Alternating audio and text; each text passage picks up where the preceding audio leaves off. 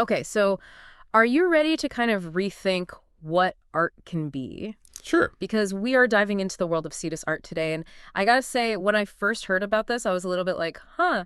But now that I've seen it and we've been talking about it, I'm Yeah. I'm kind of into it. Yeah. So tell me a little bit about cedus art, because this is art made with sponges. Well, it's art made with sponges, and it's conceived and made by a Turkish artist from Bodrum, Turkey, Dr. Vedat Akman. Okay.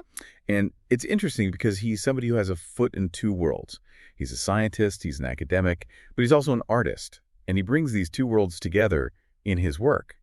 So what you see in these pieces are not just, pretty pictures of sponges, but they're informed by his knowledge of marine biology, Right. his understanding of the ecosystem of sponges, and his love for the Aegean Sea, which is where he collects these sponges. I mean, you said pretty pictures. I was going to say when I first saw the images, I was like, okay, sponges, like that's kind of weird. But they are actually really, really beautiful. Yeah. I was very surprised. Yeah, they're very evocative. And, when you think about what cedus art is really trying to do, it's not just about the sponges themselves, right? It's about celebrating the often overlooked wonders of the natural world. It's about finding beauty in unexpected places. Yeah. And it's about using art as a way to connect with nature and with our own humanity. And there's definitely something to be said about the location, too, because we're talking about Bodrum, Turkey, which, like you said, this is where the artist is from. Yeah. But it's not just, a dot on a map. Yeah. This is a place that is very important to the artist and that comes through in the work. Absolutely. And you can see that in the supplementary material that you shared, the photographs of Bodrum, the local sports teams, the story about the young man who swam there from a tourist ship. It's a very strange story. It is. I was very surprised to see that in the materials we were given. And we're going to link to all of this in the show notes, by the way, in case you're interested in cedus art. You can find more information on our website. Yeah. But yeah, it is kind of an odd story to include. Like, this isn't something I would expect to find in an art catalog. No, it's Yeah. not your typical artist statement or biographical blurb. This is somebody who's really grappling with some real-world issues. Yeah. And he's not afraid to bring those issues into his art. I mean, what do you make of it? Because I have some thoughts, but what do you think about the fact that he included this story? Well, I think it speaks to this idea that even in the midst of beauty, even in the midst of art, there's this kind of undercurrent of, the complexities of life and the challenges that people face. And I think by including that story, he's kind of reminding us that, this isn't just a fairy tale. This is real life. Yeah, it's not all just pretty pictures. Exactly. There's some depth there. Yeah. Okay, so we should probably talk about the sponges, because I think we could probably talk about Bodrum all day long. We could, yeah. But I'm fascinated by the fact that he's chosen sponges, because I feel like most people, if you say sponge, they think of like a kitchen sponge. Yeah. They don't necessarily think of something beautiful or artistic. Right, and I think that's part of what makes his work so compelling is that he's taking something that we consider to be very ordinary, and he's elevating it. He's showing us the beauty that's hidden in plain sight. Yeah, I mean, tell me a little bit about sponges themselves, because I will admit I don't know that much about them. Like, how long have they even been around? Oh my gosh, they've been around for a long time. We're talking like 600 million years. 600 million years. Yeah. That's way longer than us. Way longer than us, way longer than dinosaurs. I mean, these are some of the oldest organisms on the planet. Wow. And they're still going strong, obviously. They're still going strong, and, they're not just, hanging out in the ocean looking pretty wind. They actually play a really important role in the ecosystem. Like what? Well, they're filter feeders. So they're constantly drawing in water, filtering out bacteria and other particles, and then releasing clean water back into the environment. So they're kind of like the kidneys of the ocean, if you will. Interesting. Okay, so they have a purpose besides just being turned into art. They do. They have a very important purpose. So they're like these ancient, hardworking creatures that have been keeping our oceans clean for millennia. Exactly. And that's not all. They also have a really interesting history when it comes to humans. Like, did you know that sponges have been used by humans for like a really long time? Like for cleaning and stuff. Yeah, for cleaning, Yeah. for bathing, even for padding helmets. I mean, you name it, sponges have been used for it. Really? Yeah. I mean, I know they're absorbent. I guess I just didn't realize that they had like that much of a history. Oh, yeah. They're very versatile. And, that's part of what makes them so fascinating to me. They're this ancient organism that's still relevant today. Mm. And I think that's what Dr. Ackman is tapping into with his work. He's kind of bringing together this ancient history with this very modern art form. It's like he's reminding us that even though we think of sponges as being kind of like everyday objects, there's this whole other story there, this whole other layer of meaning. So I gotta ask, like, when he's creating these pieces, how does he do that? Because, I'm looking at these images and I see these sponges and they're beautiful, but like, what's his actual process? How does he get them to look like that? What's interesting because his technique is very much about working with the natural form of the sponge. Uh-huh. He doesn't manipulate them a lot. He's not trying to force them into any kind of preconceived image.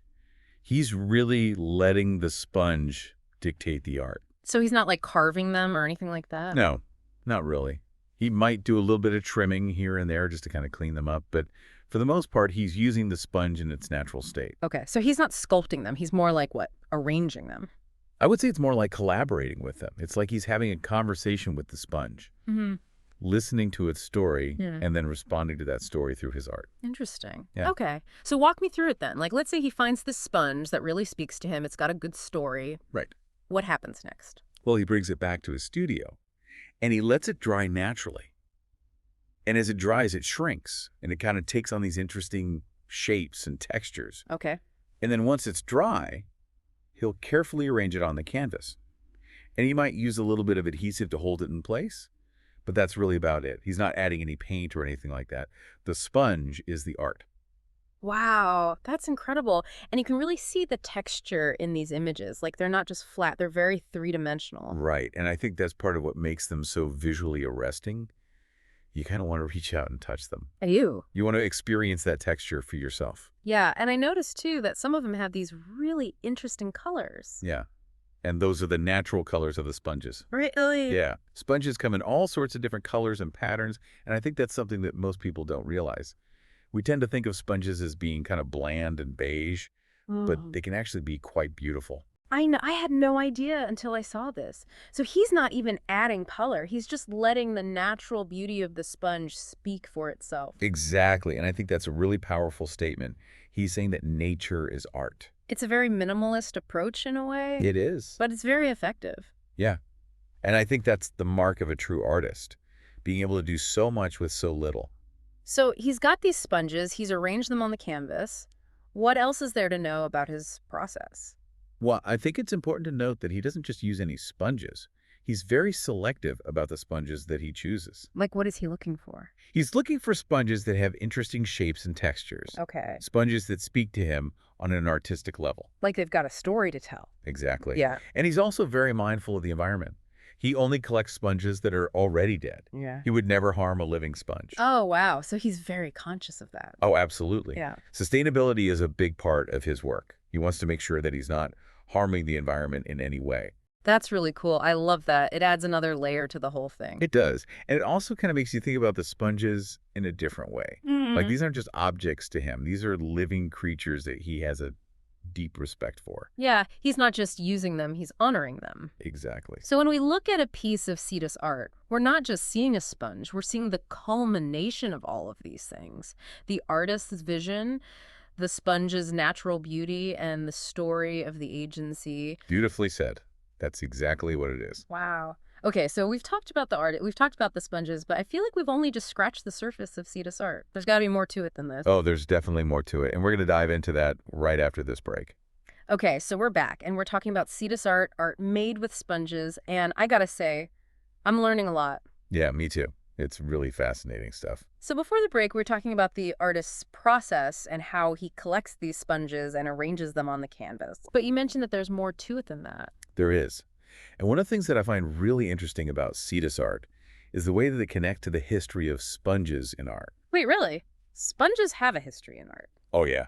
They go way back, like all the way back to ancient Greece and Rome. No way. Yeah.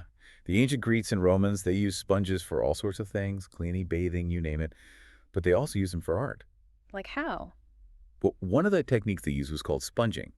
And basically what they would do is they would take a natural sponge, dip it in paint, and then use it to create these really cool textured effects on their pottery and mosaics. Huh. So they were using sponges as tools to create art. Exactly. And, it's not just the ancient Greeks and Romans.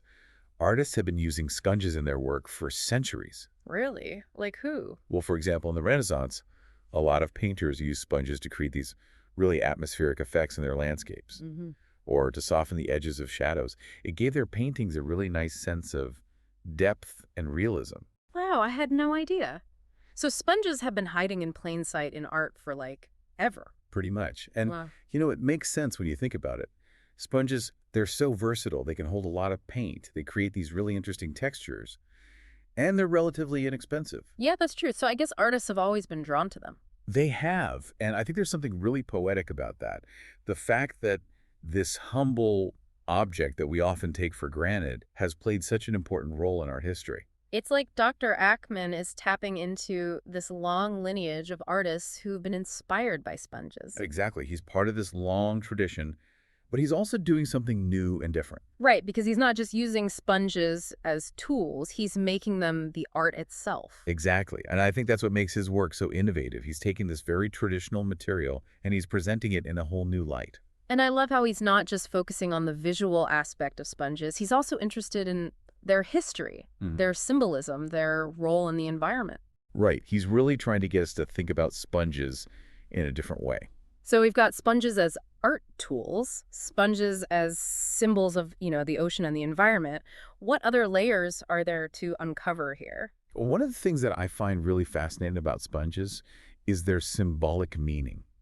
Okay. Like throughout history, sponges have often been associated with ideas of purity and cleansing. Really? How so? Well, think about it. Sponges are absorbent.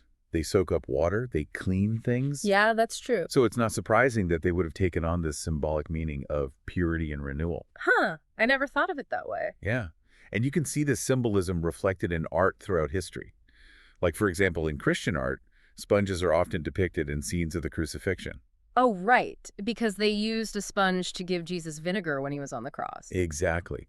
And in that context, the sponge represents both physical and spiritual cleansing. Wow, that's really interesting. So when we look at a piece of cedus art, we're not just seeing a sponge, we're seeing all of these layers of meaning and symbolism. Exactly. And I think that's what makes it so rich and complex. It's like a sponge isn't just a sponge, it's this vessel for all of these different ideas and interpretations. Right. And it's up to the viewer to decide what those meanings are. Okay, so we've talked about the history of sponges in art, we've talked about their symbolic meaning, but let's get back to Dr. Ackman's process for a minute, because I'm still a little bit fuzzy on how he actually creates these pieces. Sure. Like, let's say he's in his studio, he's got this sponge that he really loves. Right. What does he do with it? Well, the first thing he does is he lets it dry completely.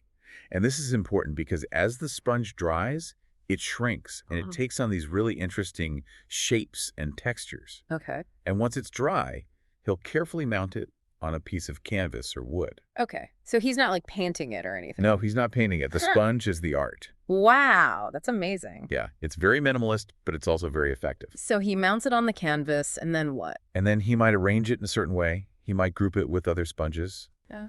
But he's always very careful to preserve the natural beauty of the sponge. He's not trying to force it into any kind of preconceived mold. He's letting the sponge dictate the art. That's really cool. So he's kind of like a curator in a way. Yes, exactly. He's curating these natural objects and presenting them to us in a way that makes us appreciate their beauty. I love that. It's such a unique approach to art making.